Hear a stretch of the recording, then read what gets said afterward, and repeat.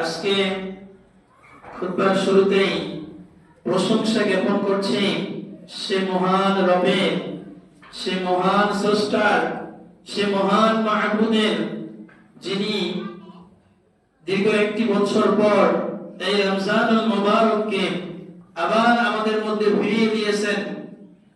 আমাদের ভাগ্যে এই রমজানুল মুবারককে দিয়ে দিয়েছেন। যে রব এ পর্যন্ত আমাদের হায়াত দিয়েছেন, সেই রবের প্রশংসা করে বলি আলহামদুলিল্লাহ। দুরূদ ও সালাম পেশ করছি প্রিয় রাসূল, শ্রেষ্ঠ রাসূল, নবীদের মধ্যে সর্বশ্রেষ্ঠ নবী, যিনি রমজানের সিয়ামের প্রত্যেকটা বিষয় আল্লাহ তাআলার নির্দেশিত নিয়ম অনুযায়ী আমাদের মধ্যে বিস্তারিত বর্ণনা করে দিয়ে গেছেন। সেই রাসূলের প্রতি দরুদ পাঠ করি, সকলে বলি সাল্লাল্লাহু আলাইহি ওয়াসাল্লাম। সকলে একবার বলি আল্লাহুম্মা সাল্লি আলা মুহাম্মদ ওয়া আলা আলি মুহাম্মদ কামা সাল্লাইতা আলা ইব্রাহিম ওয়া আলা আলি ইব্রাহিম ইন্নাকা হামিদুম মাজিদ। আল্লাহুম্মা বারিক আলা মুহাম্মদ ওয়া আলা আলি মুহাম্মদ কামা বারাকতা আলা ইব্রাহিম ওয়া আলা আলি ইব্রাহিম ইন্নাকা হামিদুম মাজিদ। সম্মানিত প্রিয় মুসল্লিয়ানে কেরাম, আল্লাহ সুবহানাহু ওয়া তাআলা পবিত্র কোরআনে বলছেন, ইন্না ইদ্দাতাশ শুহুরি ইনদাল্লাহি 12 শাহরা। নিশ্চয়ই আল্লাহর কাছে বছরে মাস হচ্ছে 12টা। এই 12 মাসের মধ্যে নবম মাস, 9 নম্বর মাস হচ্ছে রমাদান মাস। আরবিতে 12 মাসের মধ্যে 9 নম্বর মাস অর্থাৎ নবম মাস হচ্ছে রমজান মাস। রমজান মাসে আল্লাহ সুবহানাহু ওয়া তাআলা আমাদের একটি বিধান ফরজ করে দিয়েছেন। সেটা কি? সিয়াম পালন করা, তাই না? রোজা রাখা। যদিও রোজা রাখা এসব ভাষা নিয়ে আপত্তি করে, কোনো অসুবিধা নেই। যে দেশে যেটা প্রচলিত আছে না আছে, সমস্যা নেই, শরীয়তের যেটা ক্ষতি না হবে। তবে যেহেতু সিয়াম বলছেন আল্লাহ সুবহানাহু ওয়া তাআলা, তাই আমরা সিয়ামটাই বলবো, আল্লাহর ভাষাটাই আমরা ব্যবহার করব, এটাই উত্তম। জেনে শুনে আমি অন্যটা বলবো কেন, সঠিকটাই বলবো। উপস্থিত সম্মানিত মুসল্লিয়ানে কেরাম, আশা করতেছি এখানে যারা আমরা এখন উপস্থিত আছি সবাই আজকে সিয়াম আছি, তাই না? আজ বলতেছে ইনশাআল্লাহ, আলহামদুলিল্লাহ। আলহামদুলিল্লাহ বলতে হবে, ইনশাআল্লাহ বলতে হয় ভবিষ্যৎ কাজের জন্য।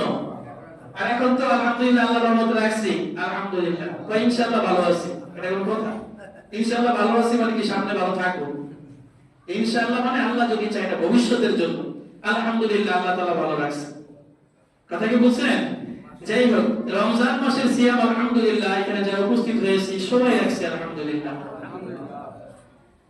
তো সম্মানিত উপস্থিত মুসল্লিয়ানে কেরাম, আজকে ইনশাআল্লাহ এই রমজান মাসের সিয়াম সম্পর্কে কিছু কথা বলবো।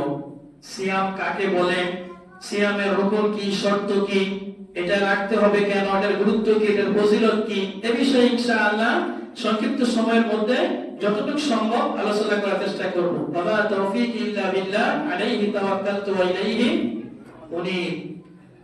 প্রিয় সম্মানিত মুসল্লিয়ানে কেরাম, আমরা মানুষ মাত্রই সবার ভুল আছে, তাই না? সবাই ভুল করি। তো আল্লাহ সুবহানাহু ওয়া তাআলা আমাদের এই গুনাহগুলো মাফ করানোর জন্য, এই পাপগুলো মোচন করার জন্য অসংখ্য আমল দিয়ে রাখছেন। তার ভিতরে অন্যতম একটা আমলের মাধ্যম হচ্ছে এই রমজান মাসের সিয়াম। যেই মাসটাতে রমজানের সিয়াম আমাদের জন্য ফরজ, সেই মাসের নাম কি? রমজান, তাই না? আরবিতে রমজান, রমাজায়ের রমজান মানে জ্বালিয়ে পুড়িয়ে সাখার করে দেওয়া।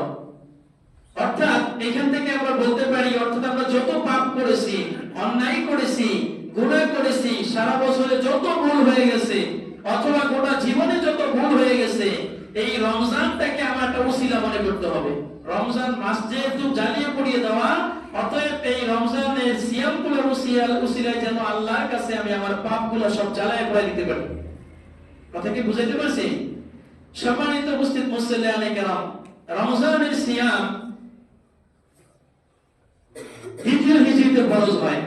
মুহাম্মদ সাল্লাল্লাহু আলাইহি সাল্লাম মদিনায় যাওয়ার দ্বিতীয় বছরে রাসূল সাল্লাল্লাহু আলাইহি ওয়াসাল্লাম মদিনায় হিজরত করে 1 বছর ছিলেন, তার পরের বছর রমজানের সিয়াম ফরজ হয়। এর আগে সিয়াম ফরজ ছিল না। তখন মানুষ এই যে মুহররম মাসের রোজাটা ছিল, মুহররম মাসের রোজা রাখতো, এই রমজানের সিয়াম ছিল না। এখন আসুন জেনে নেই সিয়াম কাকে বলে, রোজা কাকে বলে। যদিও রোজা মানে উপবাস থাকা, হিন্দুদের ভাষাটার ব্যাখ্যা আলাদা, আমরা সিয়ামই বলি। সিয়ামের পরিচয় হচ্ছে আল ইমসাকু। ইমসাক মানে বিরত থাকা, দূরে থাকা, দূরত্ব বজায় রাখা। এটা হলো সিয়ামের শাব্দিক অর্থ। সিয়ামের পারিভাষিক অর্থ হচ্ছে, শরীয়ত বা পারিভাষিক অর্থ হচ্ছে আল ইমসাকু আনিল আকলি ওয়াশ-শুরবি ওয়াল-জিমা'i নাহারান মা'আন নিয়্যাতি মিন তুলু'ইল ফাজরি ইলা গুরুবিশ শামসি। নাহারান বললে তুলু'ইশ শামসি, গুরুবিশ শামসি বলতে হয় না, তারপর বিস্তারিত বলার জন্য আমি বললাম।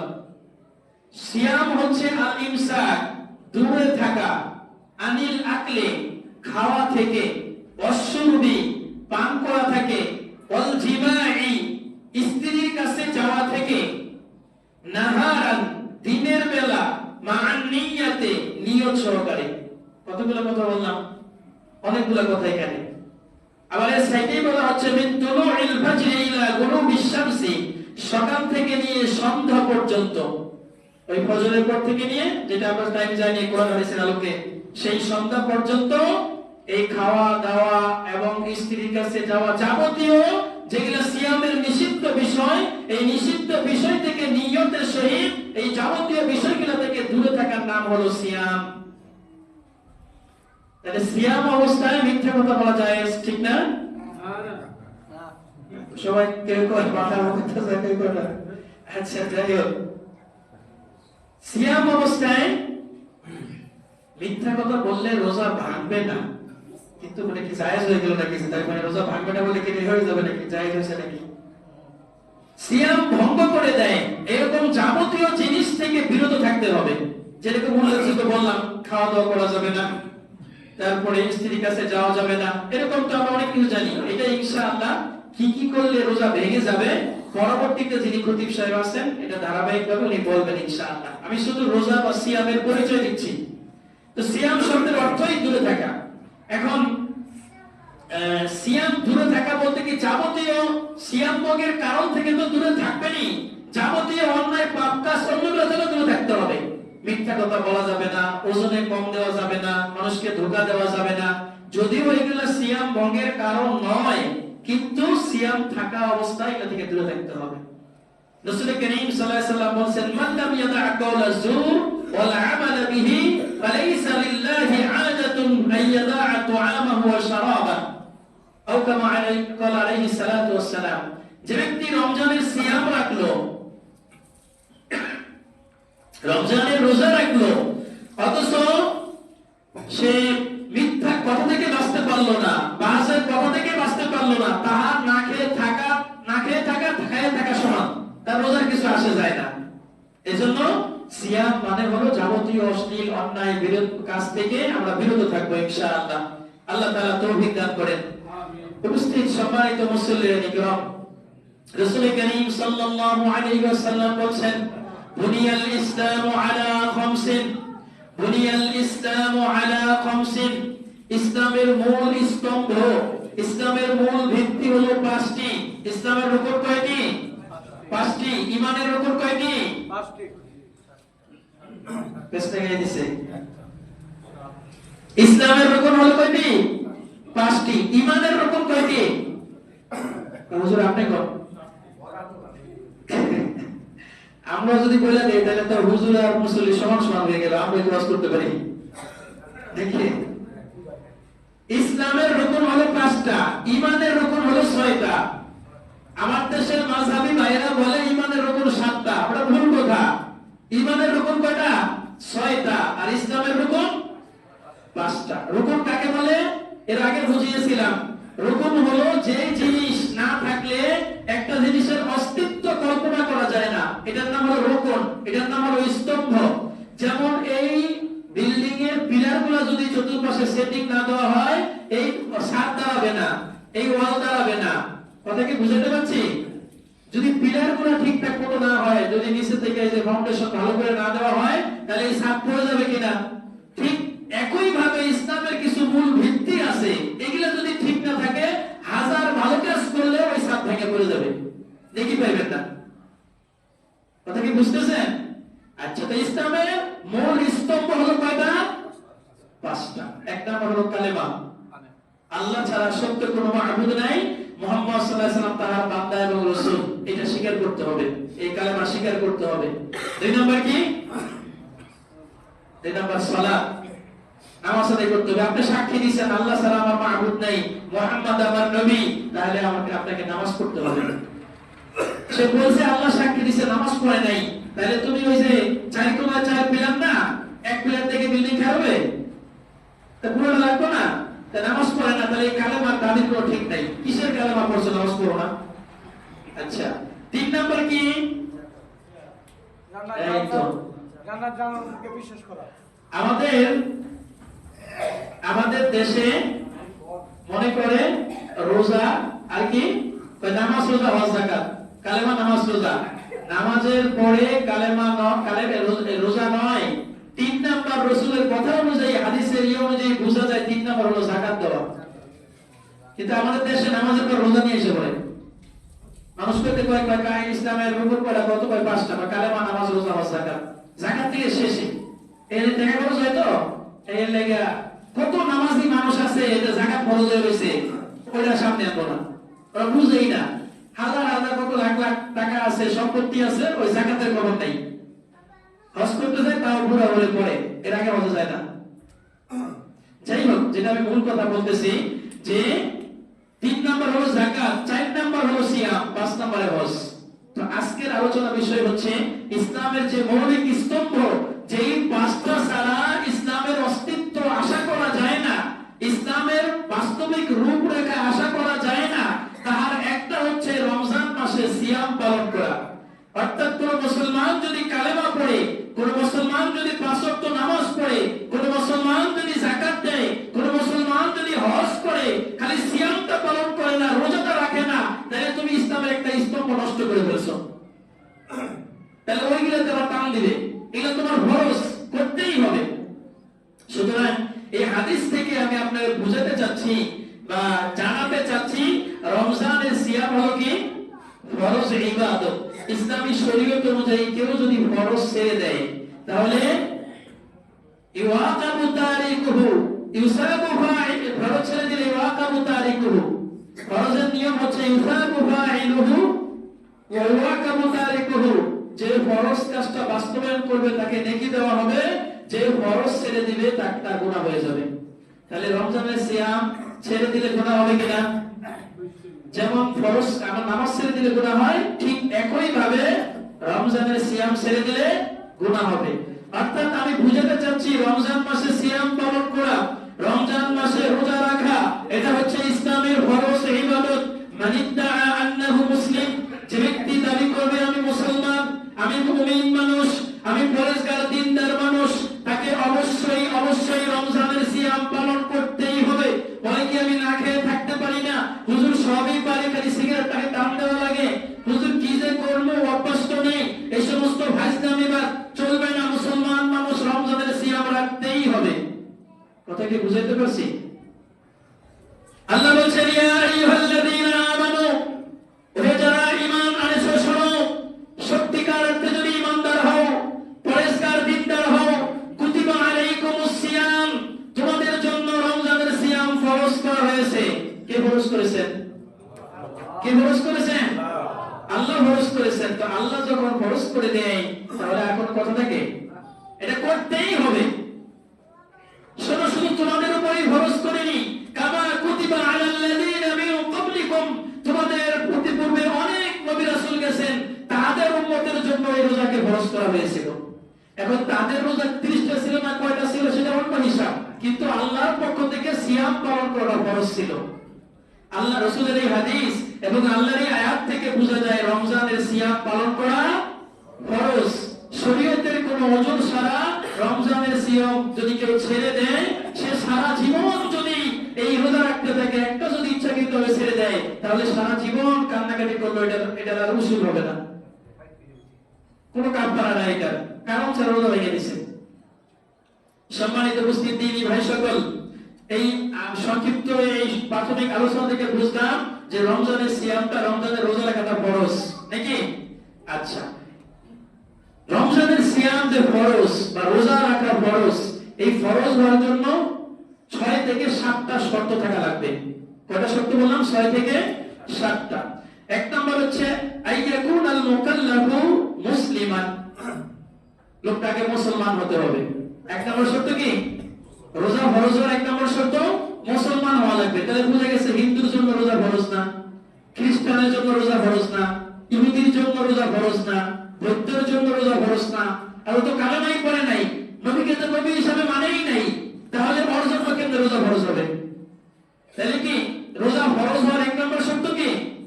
মুসলমান হতে হবে। অমুসলিমের জন্য রোজা ফরজ নয়। তারপর হচ্ছে আইয়াকুন আল মুকাল্লাফু বালিগান, 2 নম্বর হচ্ছে যিনি রোজা রাখবেন তার রোজা ফরজ হওয়ার একটা শর্ত হচ্ছে তাকে সাবালক হতে হবে। নাবালক শিশুর উপরে রোজা ফরজ নয়। সাবালক হবে কেমনে? নবী করিম সাল্লাল্লাহু আলাইহি সাল্লামের ভাষা অনুযায়ী বোঝা যায়, হাদিস থেকে বোঝা যায়, 3টা দিক মাধ্যমে বোঝা যাবে একজন মানুষ সাবালক হয়েছে বা পুরুষ মানুষ সাবালক হয়েছে। সে ব্যক্তি প্রথমত হচ্ছে তার 15 বছর পরিপূর্ণ হয়েছে। নবীর হাদিস অনুযায়ী বলতেছি, এটা লজ্জার বিষয় নয়, জানার বিষয়। 15 বছর পরিপূর্ণ হয়েছে, অথবা তার নাভির নিচে পশম গজিয়েছে, অথবা সেই লোকটার ইহতিলাম অর্থাৎ শব্দদোষ হয়েছে। এই 3টা যোগ্যতা আসলে বোঝা যায় একজন মানুষ সাবালক হয়। আর মেয়ে মানুষের ক্ষেত্রে এই সে তার হায়েজ হবে। তো এই বিষয়গুলো মৌলিক কিছু কথা, এভাবে বোঝা যায় একজন মুসলমান সে সাবালক বা সাবালিকা হয়। কথা কি বুঝতে পারছি? আচ্ছা, এখন এই গুণগুলো বা এইগুলো যদি না আসে তাহলে তার উপর রোজা ফরজ নয়, নামাজ ফরজ নয়। রাসূল করিম সাল্লাল্লাহু আলাইহি ওয়াসাল্লাম বলেছেন যে 7 বছর থেকে বাচ্চাকে নামাজের অর্ডার করো, 10 বছরে নামাজ না পড়লে পিটাও, 12 বছরে নামাজ না পড়লে তুমি তার বাড়ি থেকে বের করে বিছানা আলাদা করো, ধমক দাও, অনেক কিছুই আছে। এগুলা হচ্ছে নামাজের জন্য প্র্যাকটিস করার জন্য রাসূলের দিক নির্দেশনা, তখনও ফরজ হয়নি। তুমি ছোট বাচ্চাকে সিয়াম রোজা রাখার অভ্যাস করো, সে 2টা রাখুক, 1টা রাখুক, 1 দুপুর রাখুক, বিকাল পর্যন্ত রাখুক, 10টা পর্যন্ত রাখুক, তারা তো অভ্যাস করাইতে হবে, কিন্তু তার এখনো ফরজ হয়নি। ফরজ হইতে হলে সাবালক হতে হবে। এখন যদি সে সাবালক হওয়ার আগে মানে রোজা রাখে নাই, এই জন্য আল্লাহর কাছে গুনাহগার হবে না, কারণ এখনো শরীয়তের বিধান তার উপরে ফরজ হয় নাই। আমার কথা কি বুঝতেছেন? তাহলে রোজা ফরজ হওয়ার 2 নম্বর শর্ত কি? সাবালক হওয়া লাগবে, উপযুক্ত বয়সে উপনীত হতে হবে। রোজা ফরজ হওয়ার 3 নম্বর শর্ত হচ্ছে আইয়াকুন আল মুকাল্লাফু আকিলান, লোকটা জ্ঞান সম্পন্ন হতে হবে, বুদ্ধি বিবেক থাকতে হবে। পাগল মানুষের জন্য রোজা ফরজ নয়। পাগল রাস্তায় পড়ে রয়েছে, অর্থাৎ জ্ঞান বুদ্ধি কিছুই নাই, হুঁশ নাই, এমন ব্যক্তির জন্য রোজা ফরজ নয়। এজন্য বলা হয় একাধারে 3 দিন যদি কেউ বেহুশ হয়ে থাকে, অপারেশন করছে বেহুশ, হুঁশ নাই, এমন ব্যক্তির জন্য রোজা ফরজ নয়। 24 ঘন্টা যদি পার হয়ে যায়, তাকে অপারেশন করছে, কোনো সমস্যা হয়েছে, তাহলে তার জন্য রোজা ফরজ নয়, তার তো হুঁশ নাই। সম্মানিত উপস্থিতি, তাইলে রোজা ফরজ হওয়ার একটা শর্ত হচ্ছে লোকটাকে মানে বিবেক সম্পন্ন হতে হবে। পাগল ব্যক্তির জন্য রোজা ফরজ নয়, পাগল ব্যক্তির কোনো হিসাব নাই। রাসূলুল্লাহ সাল্লাল্লাহু আলাইহি ওয়াসাল্লাম বলেছেন রুফি আল কালাম ওয়াল সালাস, 3 ব্যক্তির থেকে শরীয়তের কলম উঠিয়ে দেওয়া হয়েছে। তার ভিতরে এক নম্বর হচ্ছে আনিন নাইমি হাত্তা ইস্তাইকিদা, ঘুমন্ত ব্যক্তির উপরে কোনো শরীয়ত নাই। আমি ঘুমাই গেছিলাম, নামাজের সময় হয়ে গেছিল, উঠতে পারি নাই, আল্লাহ সজাগ করে নাই, তাহলে আমার যে আল্লাহ ধরবে না। যখন মনে করেন সকাল 10টার সময় ঘুম ভাঙছে, শয়তানের ধোঁকায় পড়া হোক, যখন হয়েছে মানে দেরি হয়ে গেছে, তাহলে যখন উঠছেন তখনই আপনার ফজর রক্ত, আপনি উঠতে পারেন নাই, নিয়ত করেছিলেন উঠতে পারেন নাই, এই ব্যক্তির কোনো হিসাব হবে না, আল্লাহ তারে ঘুম পাড়াইছে। কথা কি বুঝতেছেন?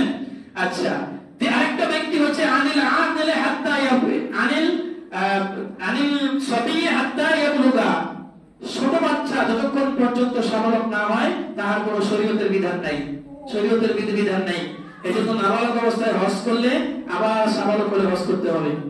নাবালক অবস্থায় হজ করলে হজের নাকি তার বাপ মাই পাবে, সে পাবে না, কারণ তার মূল দায়িত্বটা সে পালন করে নাই। আচ্ছা, ওয়ানিল মাজনুনি হাত্তা ইয়াফিকা, পাগল ব্যক্তি সুস্থ সবল না হওয়া পর্যন্ত এর উপরে শরীয়তের কোনো বিধান নেই, আল্লাহ এদেরকে ধরবেন না। তো সেই জায়গা থেকে রোজা ফরজ হওয়ার একটা শর্ত হচ্ছে লোকটাকে সুস্থ হওয়া লাগবে। সুস্থ বলতে তার বিবেক বুদ্ধি ঠিক থাকা লাগবে। লোকটা পাগল হলে রোজা ফরজ না।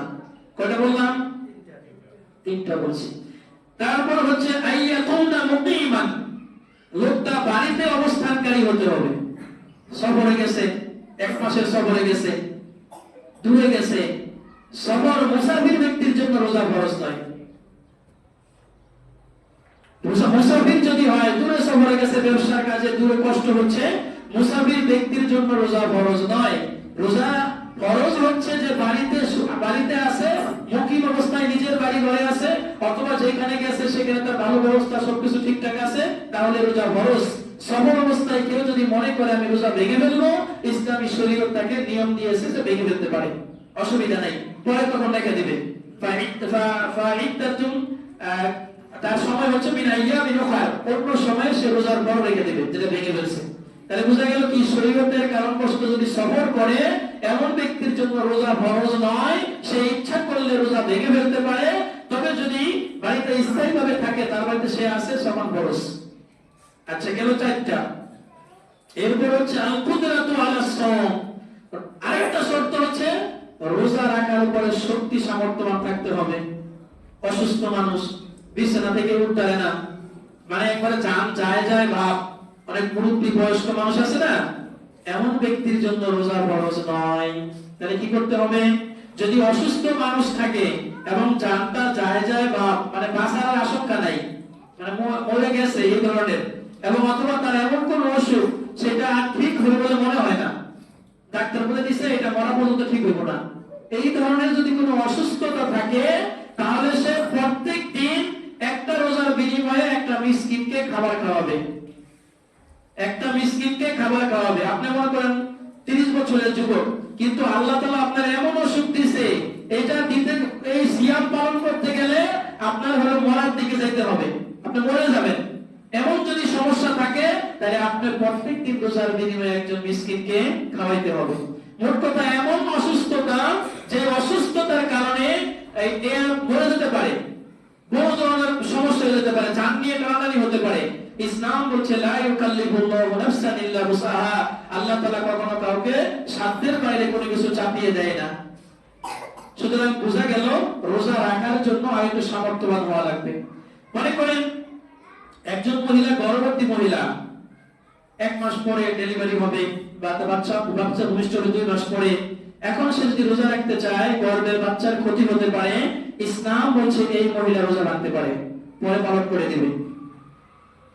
কথা কি বুঝেন? পেছনে না হতো। আবার মহিলা বাচ্চা হয়েছে, মনে করেন 2 মাস হয়েছে, এখন রোজার সময় এসে গেছে, এই বাচ্চাকে যদি দুধ পান না করায়, তাহলে পরে দেখা যায় বাচ্চার ক্ষতি হবে, তাহলে পরে ইসলাম বলছে সে রোজা ভেঙে বাচ্চাকে দুধ পান করাবে, পরে রোজা কাজা করবে, ইসলাম অনুমতি দিয়েছে। তো যাই হোক, মানে যেটা বুঝাতে চাচ্ছি, রোজা ফরজ হওয়ার একটা শর্ত হচ্ছে লোকটা সামর্থ্যবান হতে হবে, শক্তিশালী হতে হবে, সুস্থ থাকতে হবে। অসুস্থ ব্যক্তির জন্য রোজা ফরজ নয়। এমনও হয় যে আপনার মনে জ্বর আইসা পড়ছে, এমন জ্বর আইছে আপনি লড়তে পারেন না, এবং আপনি না খেয়ে থাকলে ডাক্তার বলতেছে ওর বড় ধরনের ক্ষতি হয়ে যাবে, তাহলে আপনি রোজা ভেঙে বাঁধতে পারবেন, অসুবিধা নেই। সেটা আপনি আন্দাজ করবেন অসুখটা কোন পর্যায়ে, আমি কি পারতেছি কিনা।